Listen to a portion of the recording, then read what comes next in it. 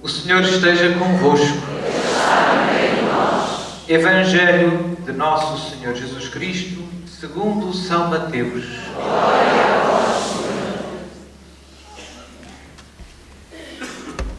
Naquele tempo, disse Jesus aos seus discípulos: Não penseis que eu vim revogar a lei ou os profetas. Não vim revogar, mas completar.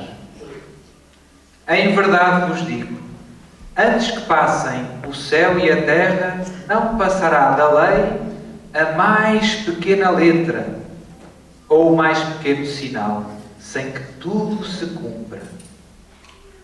Portanto, se alguém transgredir um só destes mandamentos, por mais pequenos que sejam, e ensinar assim aos homens, será o menor no reino dos céus. Mas aquele que os praticar e ensinar será grande no reino dos céus. Palavra da salvação. Glória a vós, Senhor.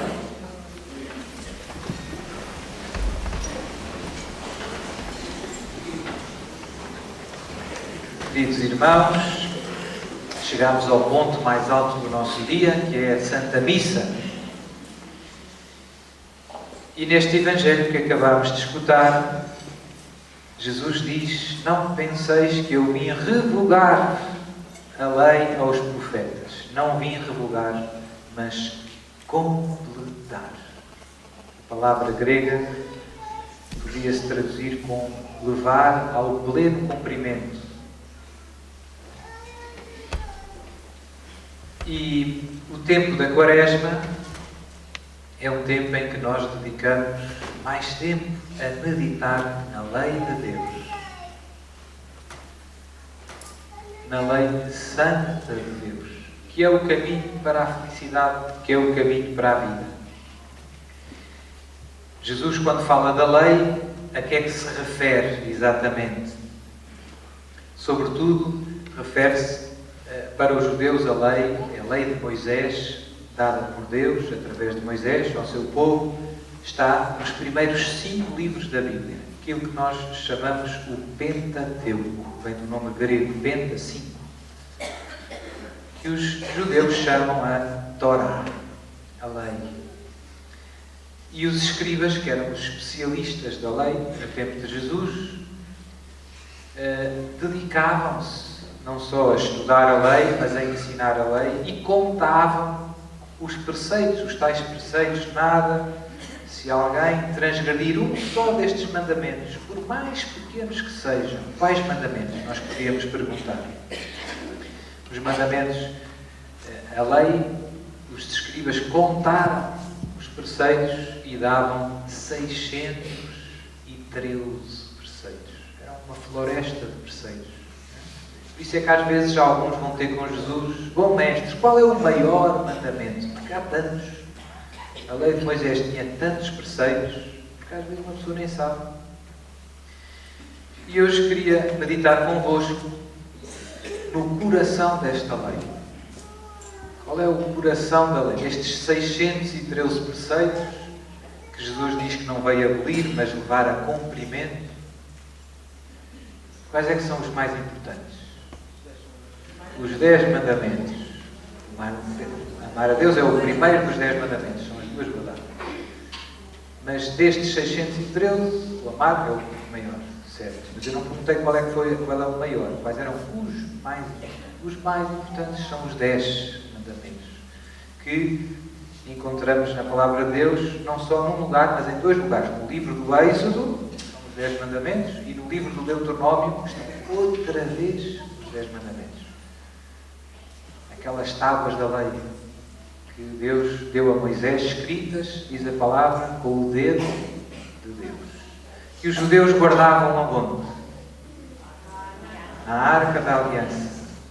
Isto tudo ajuda-nos a perceber a importância destes 10 mandamentos, destas palavras que Deus deu a Moisés.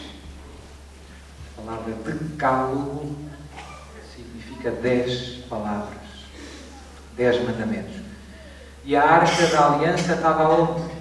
Dentro do Templo de Jerusalém. E em que lugar? O templo tinha várias partes. Tinha o átrio dos gentios, tinha o santuário, e dentro do santuário havia um cubozinho que era o santo, onde o sumo sacerdote entrava uma vez por ano só.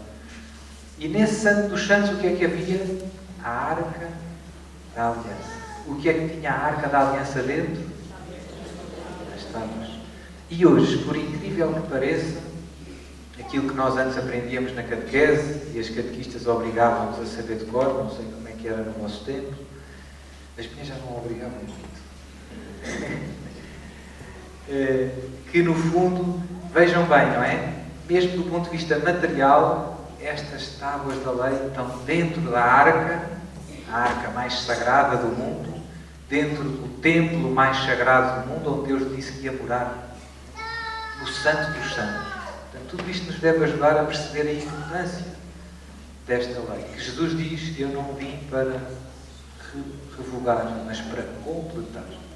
E depois, no discurso da montanha, não temos tempo agora para ver com calma, Jesus começa com: ouviste o que foi dito, não mates. Mas eu vos digo, aquele que se irritar com o irmão, que disser que ele é estúpido ou louco, não sei o quê, ouviste o que foi dito, não cometas adultério, mas aquele que desejar a mulher do próximo, já cometeu. Portanto, isto é que é completar. É dizer que não basta fazer más ações, é preciso também não ter maus desejos. Porque para nos tornarmos maus, não é preciso fazer o mal, basta desejar o mal. O nosso coração torna-se mau. E então hoje pensei, nesta primeira homilia, meditar convosco o tempo da Quaresma. Pensei, o tempo da Quaresma é um tempo de meditar na lei de Deus. E, infelizmente, hoje é raro ouvir alguém falar sobre os 10 mandamentos. Não sei se alguém... É uma coisa rara. É uma coisa que é estranha. Não é? Se é a coisa mais santa, se é tão importante assim, porquê é que falamos tão pouco? Porquê é que falamos tão pouco? A coisa mais... enfim, se nós fizéssemos, às vezes, enfim, tenho pessoas,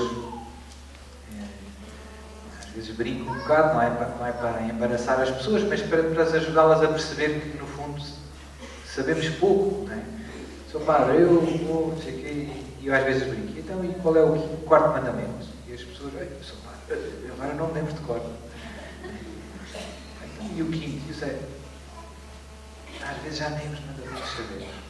Portanto, hoje gostava de meditar um pouco convosco nos 10 mandamentos, e a ideia é ajudar-vos e ajudar-me a mim a fazer um pouco um exame. Nós já não sabemos muito bem quais são os 10 mandamentos e, sobretudo, não sabemos muito bem o que é contrário a cada mandamento. Já não é evidente para nós. E por isso eu noto com muita frequência que as pessoas se confessam bastante mal, em geral. Porquê? Porque o exame de consciência que fazem é muito superficial. É muito ligeiro, é muito assim por a rama, como se costuma dizer. Não vão mais fundo. Não se examinam com mais cuidado. Era como se alguém fosse a uma clínica para fazer um exame de saúde e fizesse só um raio-x à mão. Pronto. Isso quer dizer que está cheia de saúde? Não, isso é pouco. Não chega. É preciso fazer mais exames para sabermos o estado real da saúde do nosso corpo. E o mesmo devemos fazer com a saúde da nossa alma. Então, basicamente, o que eu vou fazer é enunciar os 10 mandamentos. Há também a chamada fórmula catequética. No Catecismo da Igreja Católica, nós temos a leitura do livro do Êxodo, com os 10 mandamentos, a leitura do livro do Deuteronômio, e depois temos a chamada fórmula catequética dos mandamentos, que não é exatamente as palavras da Bíblia, mas os primeiros cristãos usavam uma síntese mais mais abrangente, mais prática, mais concreta, digamos assim, dos 10 mandamentos. Portanto, é essa que eu vou usar. Antes de começar, portanto, a ideia é fazer um exame de consciência. Eu trouxe hoje de manhã, deixei aqui já porque não há, mas temos ali mais, uns folhetozinhos que também estão disponíveis no site, santidade.net, exame de consciência para adultos. Algumas pessoas têm aí, e que tem o texto que eu vou ler e meditar convosco, e brevemente comentar. Então, antes da confissão, e antes de entrarmos nos 10 mandamentos, é útil sempre fazer um chamado exame preliminar. Ainda não entramos nos 10 mandamentos, mas há um exame preliminar. Para quê? Para ver um pouco o ponto da situação. A quantas andamos? Perguntas do tipo: há quanto tempo não me confesso? Isso é importante dizer, Sr. Padre? É obrigatório? Não. Eu não preciso dizer ao Padre há quanto tempo me confesso. Mas é útil. É útil. Porquê? Porque ajuda o Padre a perceber quem tem à frente dele. Se eu vou confessar e digo: Sr. Padre, confessei a semana passada. O Padre já percebeu que é uma pessoa que se confessa com muita frequência. E o que é que isso significa? Se aquela pessoa disser: Sr. Padre, acuso-me de ter perdido a paciência com o meu marido e de ter comido um bocadinho mais, eu gosto muito dos passeios de nata, pronto, e não diz mais nada. O Padre, como é uma pessoa que se confessou a semana passada, não vai fazer muitas perguntas. Porquê? Porque percebeu que, pronto, é uma pessoa que luta e que tem cuidado com os pecados até veniais. Se a pessoa não diz nada e diz só estes pecados, o Padre não sabe: será que a pessoa é uma pessoa de prática religiosa? E se ela não se confessa há 30 anos? Ou se a pessoa veio se confessar e disse: Sr. Padre, eu confessei quando me casei, há 30 anos.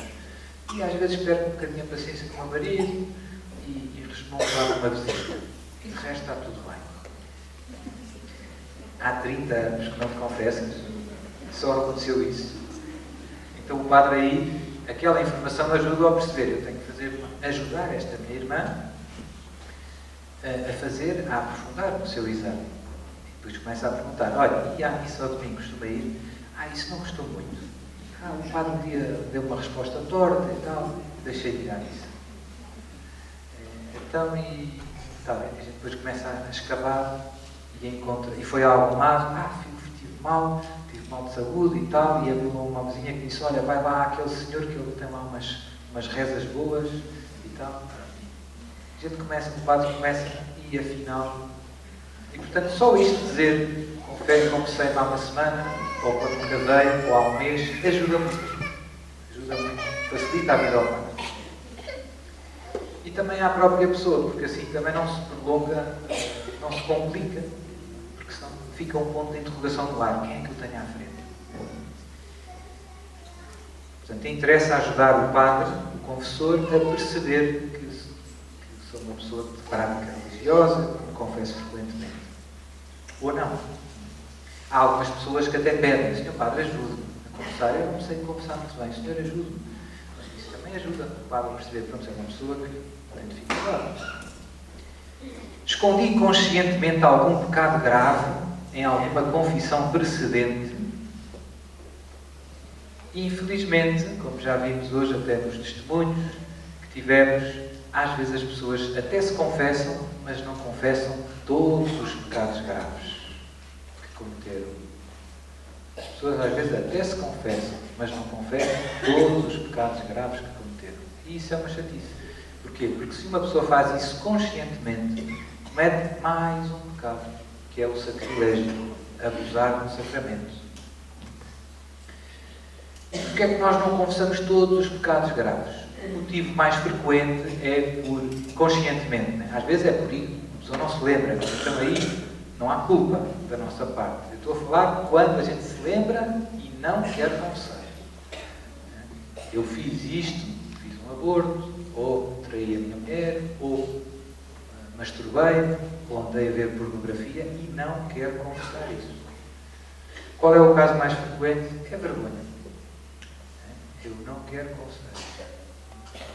Ou quando tinha 12 anos, ou 15, ou fui com o meu namorado não sei para onde, e nunca confessei. E eu até me lembro disso, mas não quero confessar. Tenho vergonha de dizer isto ao padre. Então, isso é um problema, infelizmente, que acontece às vezes. Portanto, é preciso cuidado. Pedir a Deus a graça. Eu, normalmente, a minha sugestão que eu dou, é assim um bocado que eu faço, é, quando vou confessar, mandar logo os pedregulhos grandes à frente. Mandar os grandalhões, Sr. Padre, não vais esbiçar? Olha, aí vai. E depois vêm as pedras miúdas. Não é? E assim é sempre a descer. Porque às vezes eu noto que alguns, com esta história da vergonha, há muitas pessoas que também usam a técnica de Sr. Padre, distraí-me na oração e depois um bocadinho de preguiça, às vezes, não sei o quê, quando o padre está assim a meio da confissão, conversa, matei 3 pessoas, e continuam, na esperança que o padre esteja distraído. E não foi. É pior. A minha experiência é que é pior. É uma agonia. A pessoa que está a confessar está ali, quer deitar aquilo para fora e nunca mais. O melhor é começar pelos grandes. Mas o que é que o padre vai achar? O padre não vai achar nada. O padre vai ficar contente. Porque a alegria dos padres, que é a alegria de Deus, é quando um pecador se arrepende e se confessa. É uma festa. Eu posso dizer, das minhas maiores alegrias é quando alguém vem arrependido pedir perdão a Jesus. Pedir perdão a Jesus. Pronto. E portanto é muito bonito, porque depois da gente conseguir finalmente mandar o pedregulho cá para fora, é um alívio enorme e o padre não bateu. Não, o padre ficou contente. O padre, que bom irmão que fizeste esta boa confissão. Jesus estava à espera. Portanto, começar pelos piores. Não esconder nada. Não esconder nada. É verdade que às vezes nós não nos lembramos de tudo e com o passar dos anos, à medida que vamos caminhando, vimos aos retiros, etc., começamos a lembrar-nos de coisas antigas. Também é Deus. O Espírito Santo vai-nos lembrando. Espera aí. Eu, quando tinha 16 anos, roubei a bicicleta a um vizinho e atirei a bicicleta para o Tejo. E eu acho que nunca confessei isto. Nunca confessei. Então lá vemos. Isso é uma graça. Mas isso é diferente. Aí não há maldade. Aí nós não nos tínhamos lembrado ainda. Deus tem paciência. E vai-nos lembrando. À medida que nos vamos lembrando, ir sempre confessamos. Não deixar de entrar a vergonha. Depois, confessei-me o melhor que me lembro, o número de vezes que cometi cada pecado grave. A Igreja ensina, o Concílio de Trento, que é necessário confessar os pecados graves, todos, o tipo e o número de vezes que se cometeu. Pronto. Como eu dizia, às vezes alguns já é difícil por vergonha. Há outro. E depois, ainda além disso, supostamente é suposto confessar-se o número. E às vezes a gente não se lembra bem. Às vezes lembra. Faltei 4 domingos à missa. Faltei 4 domingos à missa. Isso é pecado, Sr. Padre? É pecado grave, sobretudo. É pecado se eu posso ir à missa e não quero. Por algum motivo. Ou arranjo uma desculpa que não desculpa. Fiquei a fazer o almoço para o meu filho, que vinha da Suíça. Pronto, então devias ter ido à missa e o teu filho também devia ter ido. Mas ele assim no almoço e tal. Se ele não quer ir à missa, também não merece almoçar. Estou a brincar, mas cada brincadeira tem qualquer coisinha. Não, isto para dizer, supostamente, os pecados graves é necessário também confessar o número de vezes. Às vezes não é muito fácil. Às vezes não é muito fácil porque a gente não se lembra muito bem. Tive muitos anos afastado da igreja. Faltei muitos domingos à missa.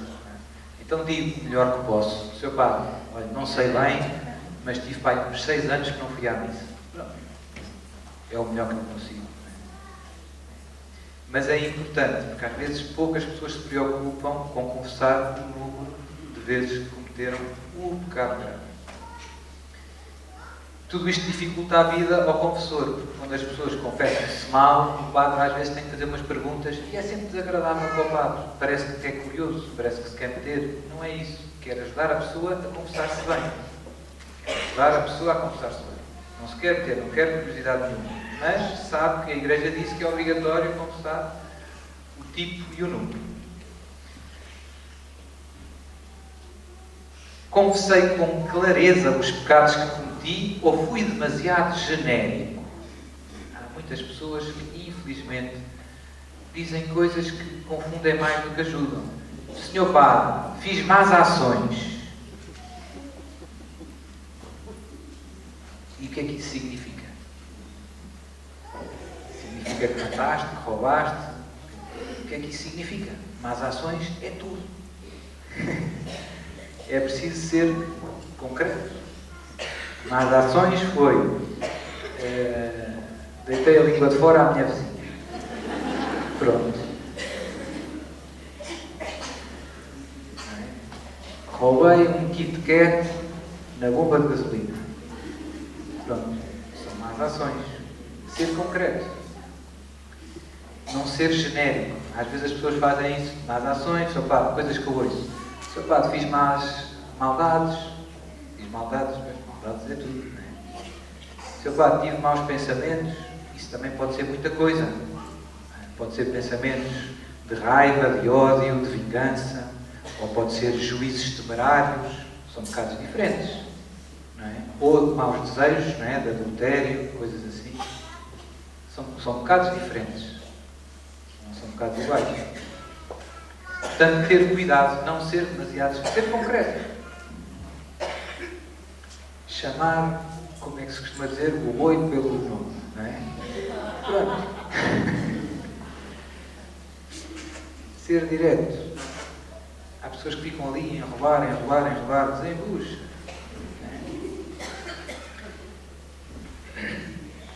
Outra questão que é importante examinarmos. Fiz a penitência que me foi imposta, na última confissão, nas outras confissões. Há, às vezes, alguns casos em que as pessoas se esquecem, deixam passar e é necessário fazer a penitência. Eu sei que às vezes não é muito fácil, os padres às vezes dão algumas penitências mais complicadas. Então, a gente também não consegue fazer logo, tem que ir não sei aonde fazer. A vida depois complica-se, uma pessoa dá conta e distraiu-se e já nem se lembra o que é que o padre disse. Portanto, cuidado. A penitência é preciso, faz parte do sacramento. É preciso cumprir a penitência. Portanto, não sermos negligentes neste ponto. Acontece, às vezes. Reparei os danos que causei ao próximo. Por exemplo, quando eu me arrependo de um pecado contra a virtude da justiça, roubei um Kit Kat na bomba da Galga, ali. Pronto. Vim aqui ao retiro e depois começámos a rezar e eu percebi, não, fiz mal. Fui confessar ao padre que estava ali fora e o Sr. Padre, roubei o Kit Kat e o padre diz, agora tens que devolver o Kit Kat. E eu digo, mas eu já o comi. E agora? Agora é preciso reparar o dano que causaste. Ou seja, compras outros Kit Kat, vais lá à bomba e pões na prateleira. Ou pões o quanto vale o Kit Kat no envelope e pões lá, olha, um Kit Kat que eu levei adiantado. Ou seja, não é preciso dizer que foste tu, mas é preciso o dono do Kit Kat ser reparado do dano que tu lhe causaste. O nosso arrependimento, quando é verdadeiro, inclui este propósito de reparar o mal que eu fiz, que eu causei.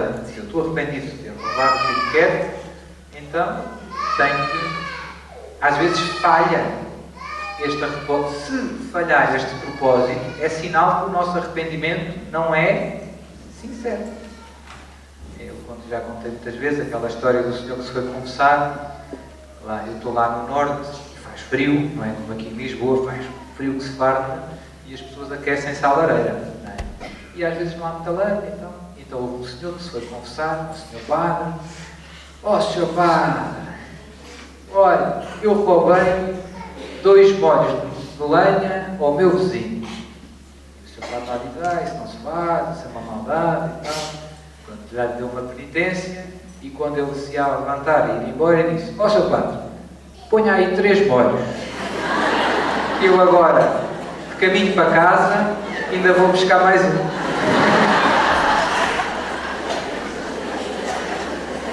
Então, aqui é exatamente o arrependimento não existe, porque não existe propósito de emenda, de reparar o dano que se causou.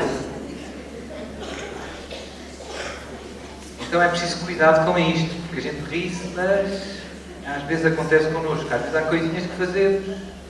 Nossa, pá, eu lá no meu emprego, levo umas canetas e tal.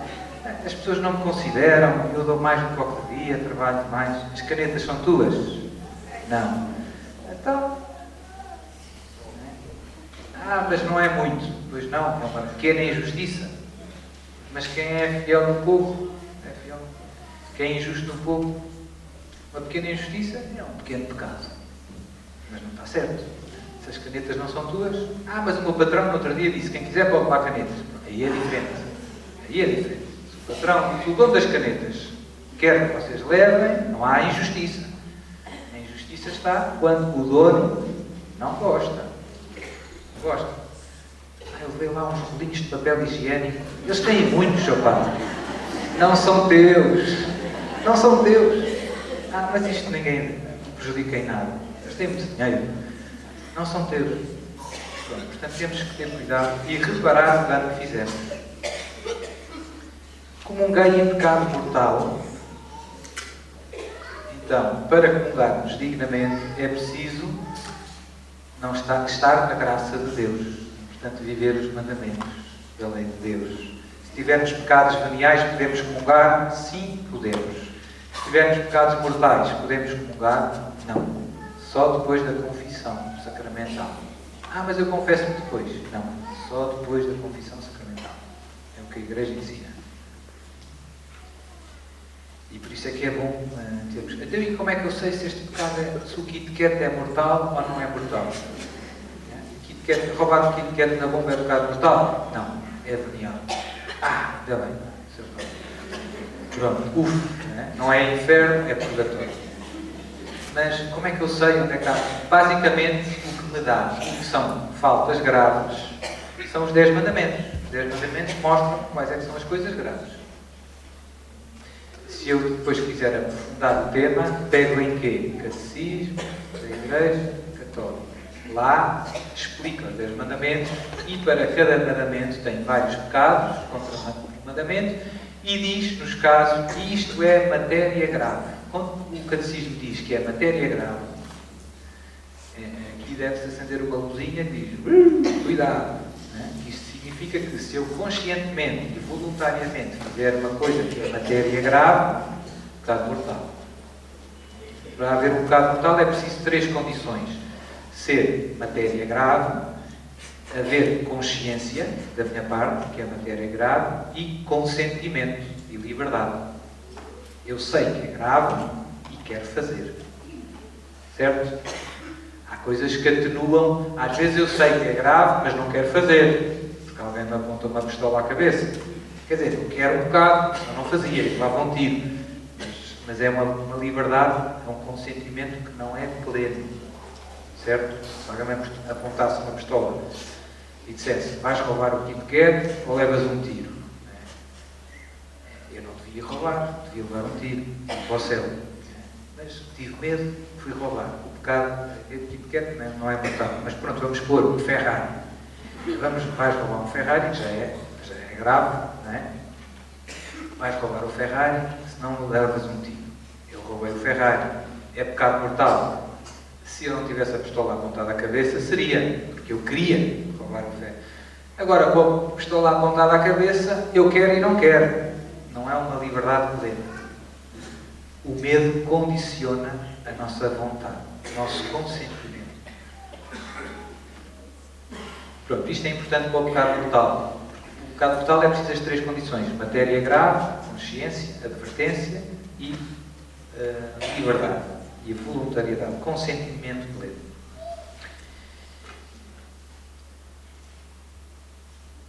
Respeitei o jejum eucarístico de 1 hora antes da comunhão. Às vezes as pessoas nem sabem que existe este preceito da Igreja. Então a Igreja diz que para comungar, antes da comunhão, temos que fazer 1 hora de jejum. Antes da comunhão, não é antes da missa. Antigamente era mais complicado. Antigamente não se podia comungar. Por exemplo, no domingo as missas eram de manhã, só depois da meia-noite já não se podia comer. Até à missa. E depois passou a ser 3 horas e agora é só 1 hora antes da comunhão. Neste caso, quando eu falo muito na missa, se alguém tivesse bebido um café antes da missa, vai passar 1 hora. Vai dar tempo. Né? Mas quando a missa demora menos de 1 hora, portanto, a Igreja não pede nada do outro mundo. E porquê é que pede isto, Sr. Padre? Qual é o sentido disso? A ideia é preparar também o nosso corpo para receber o Rei dos Reis. Ou seja, não faz muito sentido uma pessoa, uma grande feijoada, não sei como é que passar 10 minutos receber Jesus. Preparar o estômago até. Jesus vai para onde? Vai para o estômago. Então prepara o teu corpo. Prepara o mais importante é preparar a nossa alma, mas o corpo também é. Portanto, há esta ideia, este preceito do jejum. E eu vejo que em geral ninguém liga muito, nem se ninguém se confessa muito. Portanto, 1 hora antes da comunhão, jejum eucarístico. Quem é que diz isto? Diz o Papa. Código de Direito Canónico. Está lá. Estou verdadeiramente arrependido dos meus pecados e luto para não pecar mais. Pronto, este é importante também. Porquê? Porque nós às vezes confessamos e às vezes até nos habituamos a confessar. Confessamos todos os meses ou todas as semanas, de 15 em 15 dias e tal. E existe o risco da gente fazer um bocadinho as pazes com os nossos defeitos. A gente acomoda-se. Não sou padre, eu sou assim. E deixamos de lutar contra os nossos defeitos. E começamos, até os confessamos, mas no fundo o arrependimento vai ficando cada vez pior. Quer dizer, nós estamos cada vez menos arrependidos.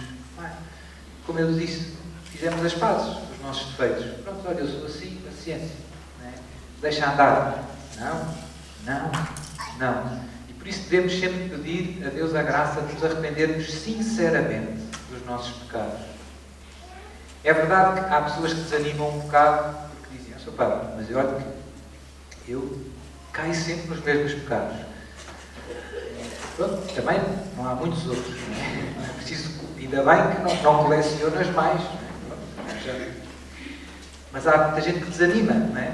Sr. Padre, eu perco sempre a paciência com o meu marido, por exemplo. Perco, Sr. Padre. Eu faço sempre o propósito sincero de não mais perder a paciência, mas não é fácil. E a verdade é essa, é que de facto não é fácil. O problema não é não conseguir perder a paciência. O problema é não querer. Já não querer mais, já não lutar mais. E então Deus olha no fundo para aquilo que nós controlamos, que é a nossa vontade. E de facto, não perder a paciência com o teu marido é um bocado impossível. Quem é que não perde? Pronto, a gente não consegue, somos fracos, certo? Deus sabe. O problema é quando a gente faz as pazes com os nossos defeitos. Temos que querer emendar-nos e lutar o melhor que pudermos. Depois, se cairmos, levantamos. Há pessoas que dizem, Padre, mas eu, para que é que eu me venho confessar? Eu já sei que para a semana que vem, ou daqui a um mês que vem, venho aqui dizer a mesma coisa. E eu digo, olha, e se tu dissesses isso da louça? Não vou lavar mais os pratos da louça. Daqui a bocado vou jantar. Acabei de sujar o almoço. Daqui a bocado vou jantar. Não lavo. Suja a seguir e pronto. Não tem lógica. Assim devia ser com a nossa vida espiritual. Se nós caímos, se ofendemos a Deus, o que devemos fazer como cristãos é levantar-nos e pedir perdão. As vezes que forem precisas. As vezes que forem precisas. Sujou, limpa. E com o corpo a gente faz igual. Não vou tomar mais banho, Sr. Padre. Estou-me sempre a sujar. Sujar por sujar, não. Não é? Não vou lavar mais os dentes, nem lavar o cabelo. Se a lógica é essa, é uma lógica da batata. Não é? E depois sujei, limpa, e com a roupa igual. E portanto o mesmo podíamos aplicar à nossa alma. Limpar. Caiu, levanta, caiu, levanta. Se nós quisermos, numa frase, higiene espiritual. E sempre. Então, primeiro mandamento: adorar a Deus e amá-lo sobre todas as coisas. Duvidei voluntariamente da existência de Deus Pai, Filho e Espírito Santo. Acreditei apenas num ser supremo. Revoltei-me contra Deus nos meus sofrimentos. Desespero. Duvido da bondade e do poder de Deus. Isto é muito frequente quando o sofrimento bate à porta. Duvido da bondade ou do poder de Deus. Ou seja, quando eu estou a sofrer, ou penso que Deus não é bom, que me está a castigar, que é mauzinho, e eu revolto contra Deus, ou então que Deus não é omnipotente, que senão tirava-me este sofrimento. Se é bom e me ama, e é todo poderoso, porque é que não me tira? Portanto, quando o sofrimento bate à porta, a grande tentação é ou duvidar da bondade de Deus, ou duvidar do poder de Deus. São duas tentações fortes que todos experimentamos. Por isso, cuidado. Deus é bom e Deus é todo poderoso. E Deus não é a causa do mal. Deus permite o mal e do mal consegue tirar bens maiores. E o sofrimento que tu passas, que eu passo e que toda a gente passa nesta terra, faz parte do plano de Deus para o nosso crescimento espiritual. Ninguém cresce no amor a Deus e nas virtudes se não fizer ginástica espiritual. E a ginástica espiritual muitas vezes chama-se sofrimento, chama-se cruz. Vejam a vida dos santos, se não foi assim que eles cresceram.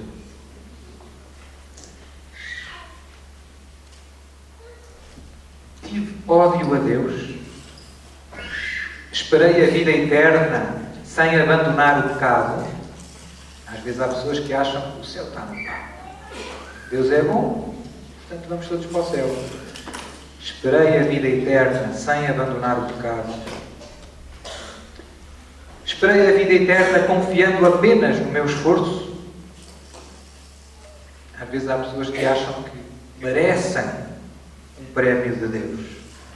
E a verdade é que todos, sem exceção, somos pecadores e se Deus não nos dá a sua graça, o seu Espírito, se Deus não nos ajuda, ninguém chega lá. Esta é a verdade. Mas alguns esquecem. Alguns acham que eu sou maior e Deus tem que dar um prémio. Então, é a história da soberba. Cometi pecados no intuito de confessá-los mais tarde. Isto às vezes acontece também. E depois confesso-os. Tira aí o Kit Kat e depois confesso. Tenho posto em dúvida ou negado deliberadamente alguma verdade revelada por Deus e ensinada pela Igreja. A Igreja diz que a contracepção está mal, mas cá para mim. Jesus disse que não separa o homem o que Deus uniu, mas cá para mim.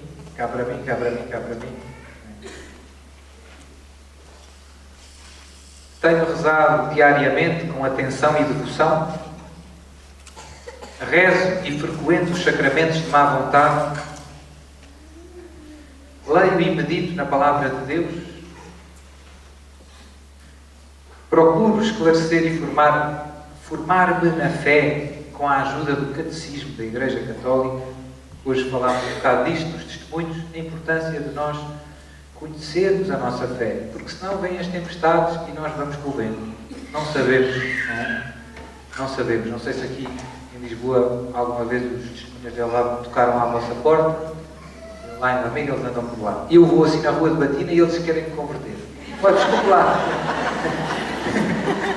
Não têm vergonha. Mas eu admiro deles há audácia. Eles vão. Eles têm zelo pela propagação da palavra de Deus. E depois começam, está na Bíblia, aqui e tal, e tal. Normalmente a conversa acaba mal para eles, digamos assim. Mas pronto, mas sem faltar ao respeito, mas nós devíamos saber responder. Eles começam a dizer, está na Bíblia, e nós nem sabemos. Olha, estou ocupado, estou a ver, sei lá o quê, a Mel, não é? Conhecer a Bíblia, conhecer o Catecismo da Igreja Católica. Se conhecermos estes dois livros, eu já fico contente, e com isto já conseguimos dar resposta a tudo. As coisas mais importantes já se esclarecem rapidamente. Temos o que é que a Igreja ensina sobre a homossexualidade, o Catecismo da Igreja Católica. Abre, leio, 3 parágrafos. É bem concentrado, tipo aqueles com pau, néctar de pera. Tem que se ler 2 vezes ou 3, porque é muito curto e está lá muita coisa ali. Tem que se ler devagarinho. Isto é... Mas se ler 2 ou 3 vezes já fico assim, pronto, já sei. Vou para o trabalho e já posso explicar ao meu colega de trabalho o que é que a Igreja ensina. Defendi que nos podemos confessar diretamente a Deus. Estes são alguns dos disparates que frequentemente se ouvem, infelizmente. Ou que o casamento civil entre batizados é aceitável em algumas situações. Ou ainda que todas as religiões são iguais. Li algum livro, revista, jornal, ouvi alguma música, ouvi algum programa ou espetáculo contra Deus, ou contra a Igreja, ou contra os bons costumes. Se a gente for levar isso à letra, não podemos ver nada na televisão. É um bocado verdade. Mas há algumas exceções. Canção nova! Graças a Deus. E há assim uns canais sobre os tigres e sobre os leões. Esses também não costumam ter disparados. Mas infelizmente há muito veneno aí a circular. Eu brinco, mas sabem que é verdade, não é? Há muita coisa venenosa. Muita coisa. Mesmo nas notícias, mesmo não sei o quê. Os inimigos da Igreja, os inimigos de Jesus estão bem organizados. Lá vem a teoria da conspiração e etc. É verdade, acreditem em mim. Acreditem em mim, quando morrerem, vão ter toda a razão. O mal está bem organizado. O demónio tem os seus soldados e sabe onde colocá-los e, enfim, isto é um tema para uma pregação de um dia. O que eu vou fazer e que eu tenho feito?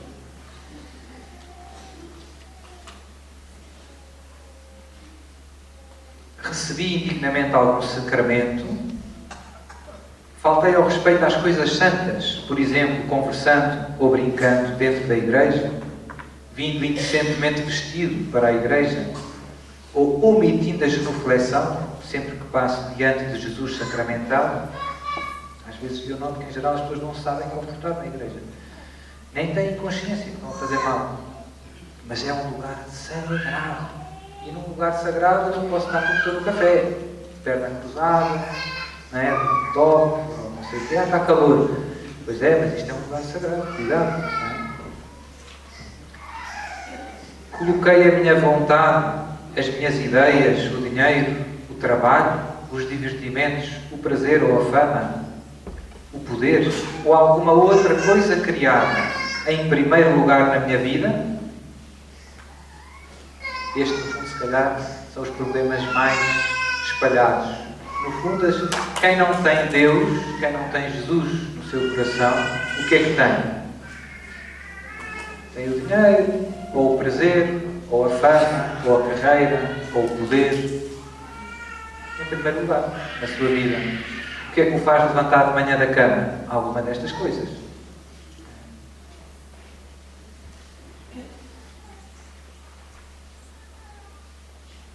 Adorei Satanás, agora invoquei Satanás. Com o passar do tempo, isto agora para vocês choca-vos um bocadinho, que pergunta tão estúpida. Mas já temos países em que há igrejas dedicadas a Satanás, em que se organizam marchas públicas na rua em honra de Satanás. Já há uma série de televisão, no canal Fox, que se chama Lucifer. E que a ideia é que Satanás, que Lucifer, no fundo, também é bonzinho. Portanto, já vivemos neste mundo. Já vivemos neste mundo. Em que, ao pouco e pouco, cada vez isto se torna mais evidente. Não é? Em que se propõem celebrar publicamente uma missa satânica. Pronto, isto já acontece no nosso planeta. À descarada. Usei coisas, li textos, ouvi músicas que invocam explicitamente o demónio. Sou supersticioso. Pratiquei a magia, o espiritismo, fui à bruxa, a médiums ou a curandeiros. Pratiquei a adivinhação, através da astrologia, do jogo do copo, do pêndulo, das cartas do tarô, da leitura da palma da mão ou coisas semelhantes. Qual é o problema da magia e da adivinhação? Implicam um pacto, pelo menos implícito, com o demónio. Estás a pedir ajuda ao demónio para te ajudar na tua vida. Cuidado, cuidado. Má ideia. Ofende a Deus contra o primeiro mandamento. Contra o mandamento mais importante. Acreditei em horóscopos. Foi só brincar. Foi só brincadeira. Leio sempre a TV Guia e gosto de ver os horóscopos. Cuidado. Usei amuletos como a ferradura, o corno, os cristais ou coisas semelhantes. Fui lá à loja, a minha vizinha deu-me esta pulseira e diz que isto é bom contra o mal olhado. Cuidado, amuleto, pecado. Não é? O que é que nos protege? Então, seu Padre, mas a gente tem que andar protegidos. Tens que andar protegidos com a confissão, com a comunhão, uma vida santa, na graça de Deus. Isso é que te protege contra o mal olhado. Ainda não percebeste? Os sacramentos que Jesus de Nazaré te deixou é o que te protege contra o mal olhado. A igreja que Jesus te deixou é o que te protege. Não é a pulseira do olhinho e não sei o quê. Acreditei nas energias, na nova era, na reencarnação, no reiki ou em coisas semelhantes. Segundo mandamento, não invocar o santo nome de Deus em vão.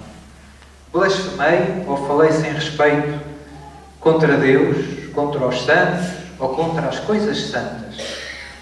Falei mal da Igreja, do Papa, dos bispos ou dos padres. Aqui, Sr. Padre, mas olha que o meu padre portou-se mal. Ele não podia ter feito aquilo. Ele perdoa a paciência. Reza por ele. Um cristão não deve falar mal de ninguém. Muito menos dos ministros de Deus. Não é? E dos políticos também não. Isso agora é que me agarrou, Sr. Padre. São os bandidos, não é? Não. Um cristão não fala mal de ninguém. Se não podemos fazer bem, se não podemos dizer coisas boas, estamos calados, trincamos a língua. Ainda agora é que vai ser. E uma das coisas bonitas é que desde o início, desde que a Igreja começou, desde Jesus, que os cristãos rezam pelos políticos e pelos governantes, que não eram cristãos no início. César não era cristão. E Jesus disse, dai a César o que é de César. E pagou os impostos. Agora é que pagou o Senhor também. Portanto, não falar mal, e não, sobretudo, muito menos dos nossos irmãos na fé, muito menos dos representantes de Deus. Mas o padre fez um escândalo, fugiu com a freira e não sei o quê. Reza por eles. Reza por eles. São teus irmãos.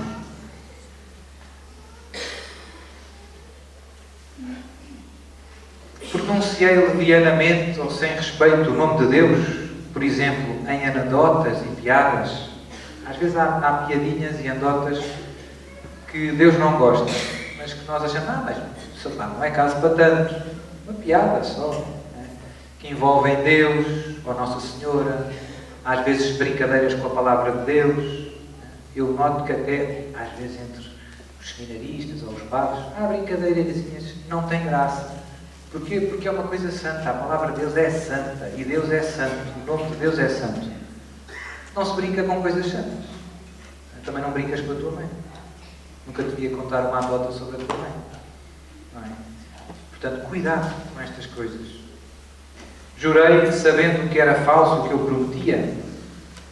Jurei fazer alguma coisa injusta ou ilícita. Roguei pragas. Deixei de cumprir algum voto ou promessa que tenha feito a Deus ou a algum santo. Às vezes as pessoas também se descuidam com isto. Sr. Padre, eu prometi ir à Senhora de Fátima, se o meu bebezinho ficar curado, ir lá à capelinha e dar 5 voltas com ele ao colo. Muito bem. E ele ficou curado? Ficou. E agora? Agora ele tem 18 anos. Ainda não cumpri. E agora? Agora tem vindo aqui ao dia. Agora ele pesa o mesmo que tudo, não é? É um problema. Portanto, foi um desleixo, descuido e depois. E agora, neste caso, como é que isto se resolve, Sr. Padre? Podes pedir ao teu padre que ele comute a promessa por uma coisa mais fácil. É possível, é. Mas o ideal é não fazer as coisas assim. O ideal é cumprir o que se prometeu. Rápido. Né? Se for preciso, escreve-se num papel. Não adiar, não adiar. Eu vejo que há pessoas que adiam, depois já não tenho joelhos, já estou reumático, mas eu ainda prometi ir, ai. Prometeu, tem de cumprir. Terceiro mandamento, santificar o domingo e festas de guarda.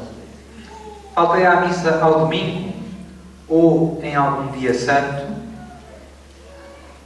só se eu não conseguir ir à missa no sentido de estou no hospital, vou ser operado, estou já com soro e com não sei o quê, ou fui operado e estou... não consigo ir à missa, não há pecado. Mas o senhor é padre, pois sou, mas estou aqui ligado aos tubos, não consigo ir à missa. É óbvio que não consigo. Agora outra coisa é, como eu dizia há bocado, o filho vem do Porto e fiquei a fazer o almoço. Aí podias ter isso e não foste. Ou fui de férias, eu ouço esta muitas vezes. Então não foi à missa porquê? Porque fui para o Algarve e fomos de férias e pronto. A viagem é longa. E então, de Lamego ao Algarve, há para aí 4.000 missas. Só em Lamego há 500, ou 500. Ali na zona da Diocese de Lamego.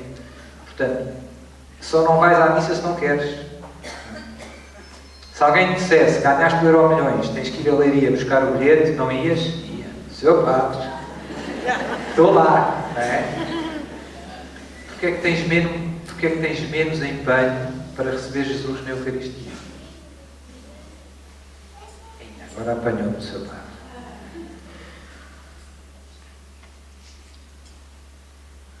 Cheguei tarde à missa por culpa própria. Às vezes a culpa não é nossa, não é? O carro rebentou. Pronto, paciência. Agora, se todos os domingos chego tarde 10 minutos, então o problema está em mim. Trabalhei ou mandei trabalhar nesses dias sem grave necessidade. O domingo é um dia de descanso. Dediquei nesses dias mais tempo a Deus, à oração, à família, aos pobres, aos doentes e ao descanso. Hoje em dia eu noto que se vive mal o domingo. Vive-se mal. É um dia como os outros. Para a maior parte das pessoas é um dia de divertir-se. Que também tem o seu lugar no domingo. Eu posso ir correr e dar uma volta com o cão e etc. Andar de bicicleta. Mas o domingo não é só para isso. O domingo é para Deus. É um dia santo, para estar com Deus, para rezar, para pegar na Bíblia, para estar com a família, para visitar os doentes, para ajudar, etc. E também para descansar. Mas há pessoas que com esta coisa do divertir-se cansam-se mais ao domingo do que nos outros dias. Ao domingo fui escalar a Serra da Estrela e desci de bicicleta, sei que cheguei a casa de maca. Quer dizer, o domingo foi uma estafadeira.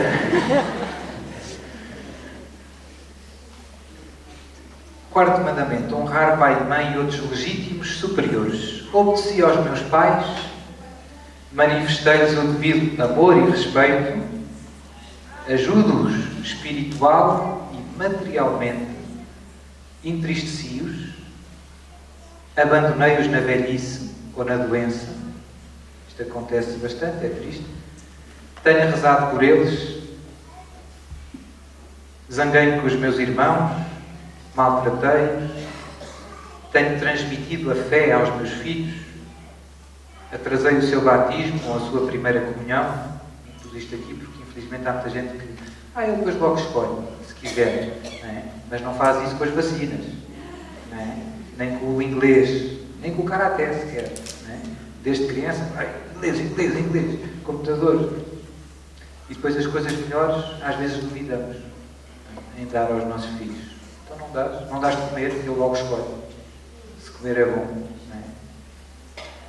Obviamente, a melhor coisa que podes dar ao teu filho é Deus. É a graça de Deus. Podes fazer muitas coisas pelo teu filho. Se deres o batismo, deste-lhe Deus.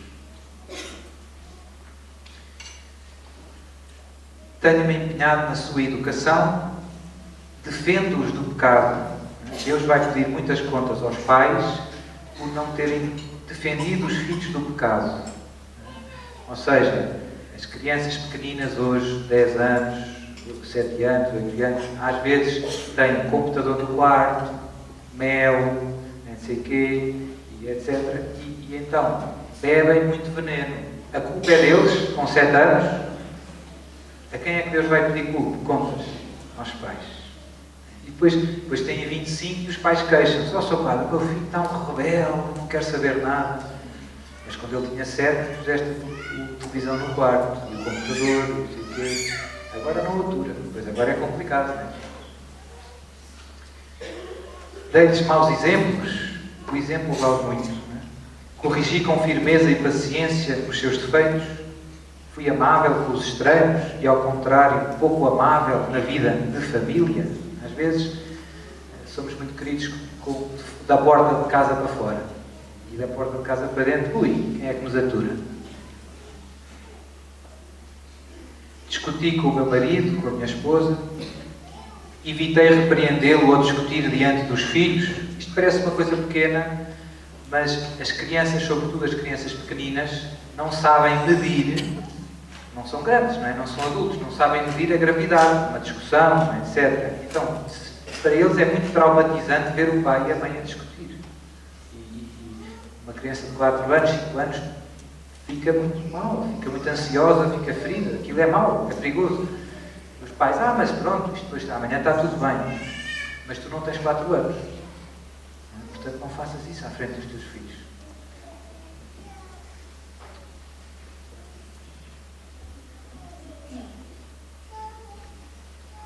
Tenho-lhes faltado ao respeito, deixei de ajudar dentro das minhas possibilidades os meus familiares nas suas necessidades espirituais ou materiais, obedeço à Igreja ou discuti os seus mandamentos. Nós às vezes esquecemos que a Igreja é a nossa mãe e que nós devemos obedecer. Nossa, pá, mas eu não concordo. A Igreja não te pede para concordar. Deus não te pede que concordes. Deus pede que obedeças. A gente obedece. Depois tenta perceber porquê, estuda, etc. Mas obedecer sempre. É devido. Obedeça à Igreja ou discuti os seus mandamentos. Guardei a abstinência de carne nas sextas-feiras. Também poucas pessoas sabem que em todas as sextas-feiras do ano é dia de abstinência de carne. Não é na quaresma só. Todas as sextas-feiras do ano é dia de abstinência de carne, exceto quando calha uma solenidade. Ou seja, se o dia 25 de dezembro for sexta-feira, pode-se comer carne. Se o dia 1 de novembro for sexta-feira, pode-se comer carne. Se o dia 15 de agosto for uma sexta-feira, pode-se comer carne. Agora, a segunda coisa que as pessoas não sabem é que essa abstinência de carne das sextas-feiras de todo o ano pode-se mudar por outra obra de penitência. Isto é mandamento da Igreja. Onde é que isso está? Código de Direito Canónico, depois algumas normas dadas pela Conferência Episcopal Portuguesa. E o que é que pode-se trocar por quê? Por outra boa obra, por exemplo, vou comer sexta-feira, fui sair com os meus amigos, comemos um bife, fizemos umas febras.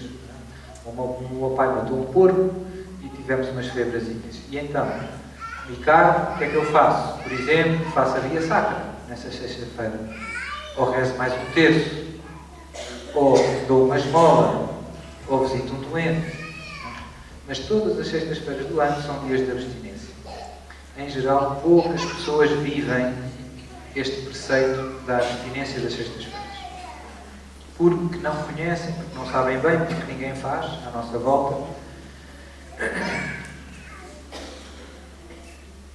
Jejuei quarta-feira de cinzas e sexta-feira santa. Há 2 dias por ano que é obrigatório o jejum, quarta-feira de cinzas e sexta-feira santa. Obviamente para quem não está doente, para quem tem idade, a partir de uma certa idade já não é obrigatório. Enfim, bom senso. E como é que se faz o jejum?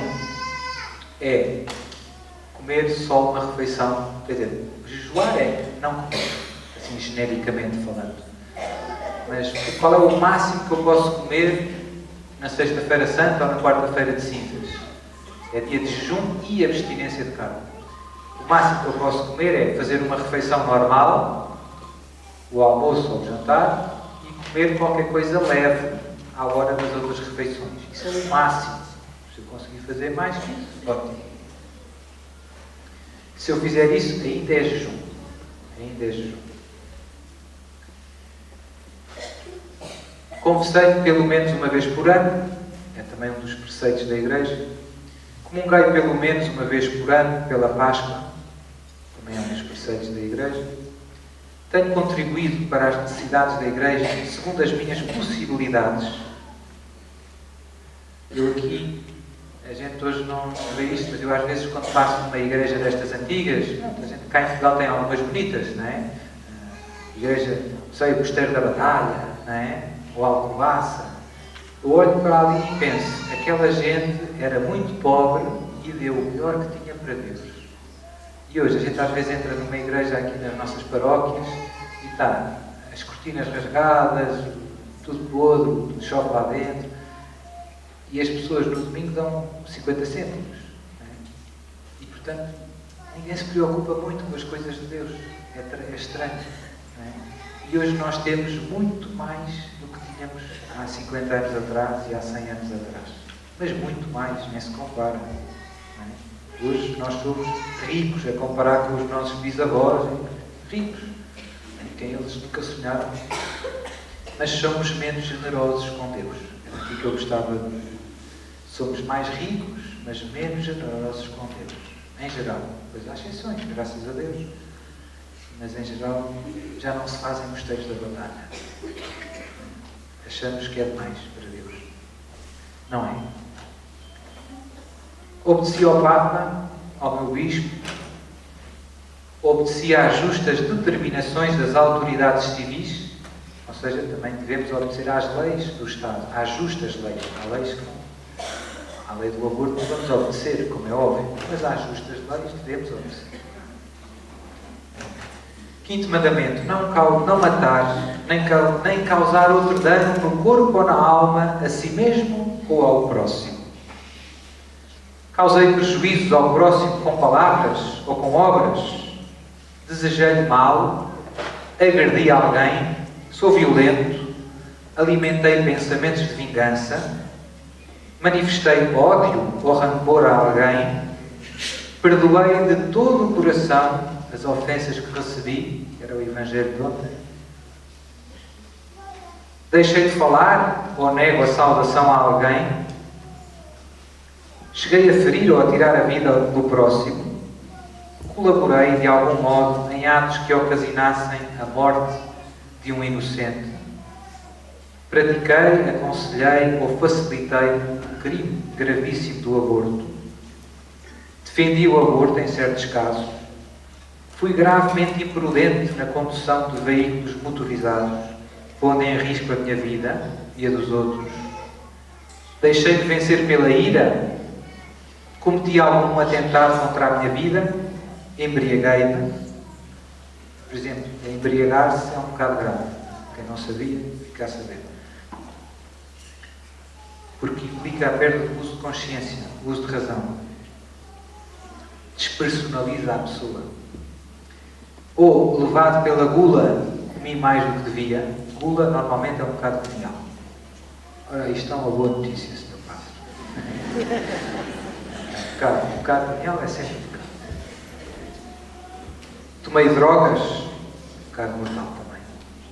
Que é como a bebida, como o álcool, faz perder o uso de razão. Preocupei-me eficazmente pelo bem do próximo, advertindo de algum grave perigo material ou espiritual em que se encontrava, ou corrigindo como exige a caridade cristã. Ou seja, nós devemos ajudar espiritualmente os nossos irmãos. Às vezes há omissões aqui. Escandalizei o próximo, incitando-o a pecar com as minhas conversas, com o meu modo de vestir, convidando-o para assistir a algum espetáculo mau ou emprestando-lhe algum livro ou revistas maus. Levar os outros ao pecado. Procurei reparar o mal causado pelo escândalo. 6º e 9º mandamentos. Guardar castidade nas palavras e nas obras, guardar castidade nos pensamentos e nos desejos. Aqui, em geral, nos pecados contra a castidade, são os que as pessoas não se confessam muito concretamente, porque é uma coisa difícil, não é? Um tema difícil. A gente tem vergonha, etc. Então, às vezes, manda assim umas genéricas. Consenti em pensamentos ou desejos contra a castidade. Fixei o olhar, falei de coisas, li coisas sensuais ou obscenas. Aqui é importante perceber que não é só uma questão de ser coisas pornográficas, propriamente. Há muita coisa sensual que, no fundo, nos leva ao pecado. E aos maus pensamentos e aos maus desejos. E não é necessariamente... O problema é que isto se tornou normal. Uma pessoa sai daqui e para uma publicidade para vender um shampoo ou uma pasta de dentes, mete uma menina muito bonita, quase despida. E não é? Portanto, nós habituámos a isto e é de manhã. Liga-se a televisão, então.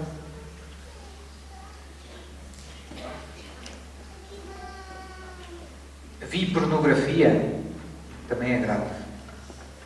Procurei o prazer sexual por si mesmo, fora do ato conjugal, ou seja, a procura do prazer sexual fora do ato conjugal é sempre pecado. Também é grave.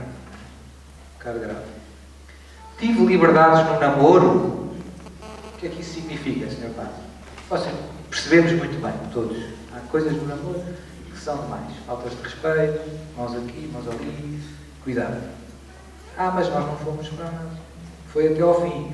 Mas não é demais. No namoro é preciso respeito. Respeito. Depois, quando te casares, isso faz parte de um processo. Não é? Quer dizer, isso é suposto dar bebés. Não é? Portanto, se ainda não estás casado, ainda não é para dar bebés. Sr. Padre, o senhor é assim tudo.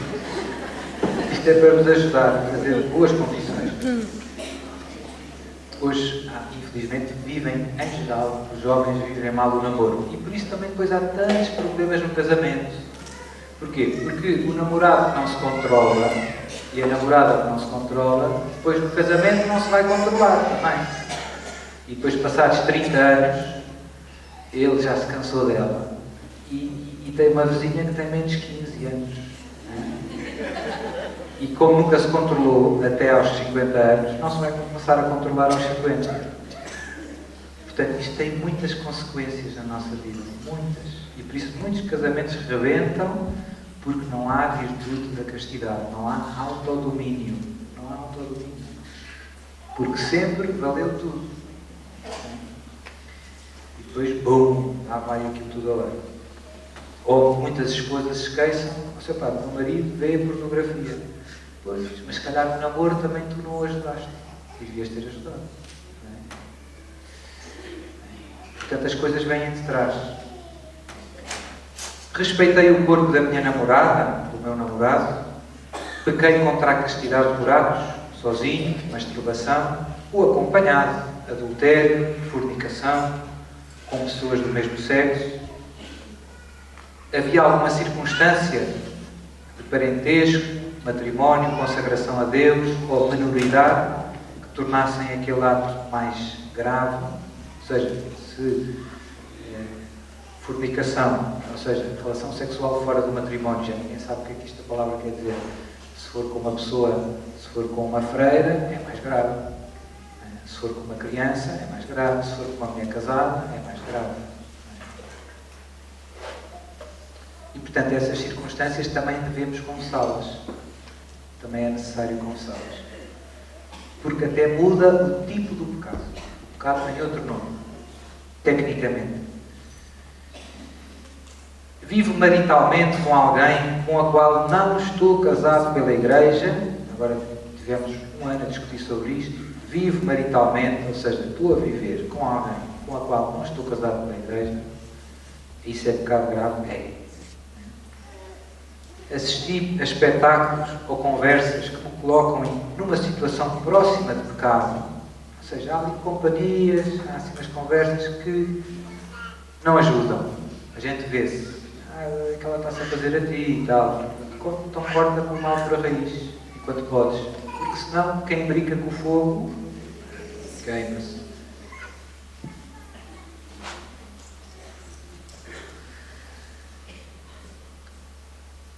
Tenha em conta que expor-me a essa ocasião já é um pecado. Ou seja, se eu vejo que ela quer qualquer coisa, eu sou um homem casado, sou padre, é como se fosse casado. Se vejo que a senhora que vende o jornal está a fazer, muito simpática e tal, e que quer mais alguma coisa, portanto, eu devo portar com essa ocasião. Se eu alimento, mas eu não fiz nada, então, eu voluntariamente manter essa ocasião já é pecado, mesmo que não aconteça nada, porque eu, no fundo, estou a brincar com o fogo. Brincar com o fogo já é pecado, já é imprudente.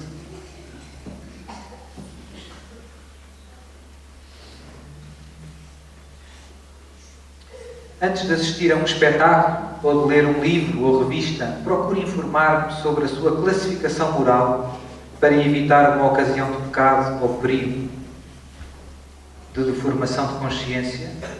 Ou seja, vou ao cinema, vou ver um filme, escolho um ao calhas, cuidado, é melhor pensar antes, que filme é que eu vou ver? Eu posso ver este filme, isto faz-me bem ao corpo e à alma.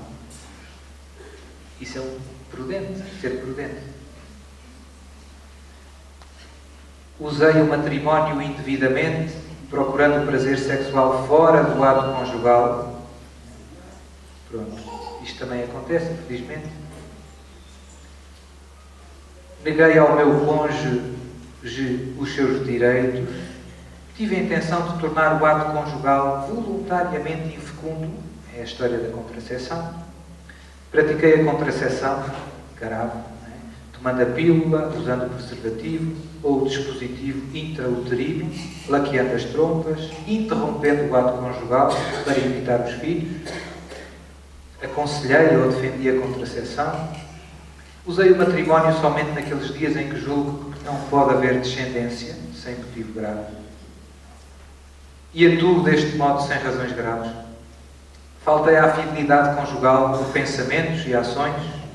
Mantenho amizades que são ocasião habitual de pecado e de infidelidade. É uma amizade mais colorida. Não. Seres fiel à tua esposa, seres fiel ao teu marido. Estou disposto a abandoná-las, visto com decência, ou sou sensual, pondo em evidência aquelas partes do meu corpo que chamam mais a atenção do sexo oposto. Isto aplica-se mais às meninas. 7º e 10º mandamento. Não furtar, nem injustamente reter ou danificar os bens do próximo. Não cobiçar as coisas alheias. Roubei algum objeto ou alguma quantia em dinheiro. Reparei os danos causados. Já falei disto. Tive inveja. Cobicei as coisas alheias. Paguei aos outros os salários devidos pelo seu trabalho. Paguei os impostos. Aqui às vezes há problemas, com frequência. Trabalhei com empenho nas horas que devia. Desperdicei tempo no trabalho. É injusto. Pagam-me para trabalhar 8 horas. E estou ali no computador, vou ver as notícias, vou para o Facebook, vou não sei o quê. E estou ali no meu horário de trabalho. Isso é roubar. É injusto. Não te pagam para estar no Facebook. Nem a ver o diário de notícias. Abusei da confiança dos meus superiores, prejudiquei o Estado, abusando do fundo de desemprego ou da baixa médica. Eu apanho muito disto também, infelizmente. Parece que se tornou o modo. Desrespeitei os direitos do autor, copiando livros, software, filmes ou músicas contra a vontade dos autores. Ó, Sr. Padre, mas eu não tenho dinheiro para comprar o livro. Então não compras. Não é? Também se não tiveres dinheiro para comprar o carro, ninguém te dá. A gente copia porque é fácil. Mas não está certo. Aquilo tem direitos de autor. Aquilo não é teu. Não é teu. Mas não prejudica ninguém. Prejudicas o autor. Eu tenho um amigo meu que era administrador, ainda é, de uma grande empresa de discos, a Universal, cá em Portugal. As pessoas não sabem, mas há uns anos eles tiveram que despedir, houve maus resultados e tiveram que despedir muitas pessoas. E esse senhor disse, nós temos que despedir porque hoje em dia há muitas cópias. As pessoas copiam muito as músicas. Então ninguém compra os CDs e depois há pessoas que vão para a rua. A gente não percebe que isto tem estas consequências. Portanto, se queres comprar o disco, pagas. A não ser que o autor diga, podem levar à vontade. Então aí não há problema. Por exemplo, se forem ao meu site, santidade.net, tem lá músicas. Sr. Padre, é preciso? Não, aquilo é tudo borla. Boa, Sr. Padre, é assim mesmo. Lá, as músicas que estão não têm direitos de autor. Se alguém quiser copiar e dar aos amigos, eu até agradeço. Muito obrigado, copie muito e dê a todos os amigos. E se quiser aos inimigos também.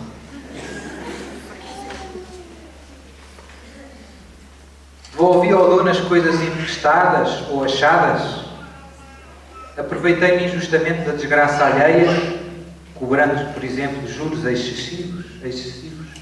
Prejudiquei de algum modo o próximo, os seus bens.